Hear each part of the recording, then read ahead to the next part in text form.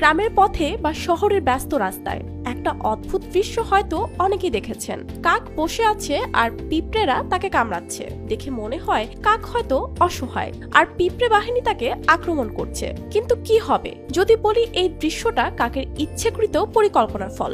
অবাক লাগছে? চলুন রহস্যটা খুলে বলি। কাকের মতো চালাক পাখি খুব কমই দেখা যায়। প্রকৃতির সাথে মানিয়ে নেওয়ার অদ্ভুত ক্ষমতা তাদের আছে, আর তাদের বুদ্ধিমত্তা তো প্রাণী জগতে বিখ্যাত। তবে মজার ব্যাপার হলো এই কাকটাই ইচ্ছে করে পিঁপড়ের বাসার সামনে গিয়ে বসে, এমনকি পিঁপড়েদের বিরক্ত করে যাতে তারা বাধ্য হয়ে কাককে কামড়ায়।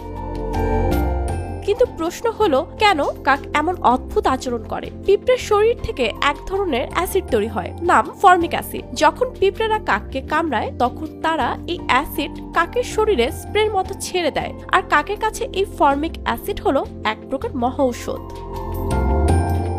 এই অ্যাসিড কেমিক্যালি এক ধরনের কার্বলিক অ্যাসিড, যা কীটনাশকের মতো কাজ করে।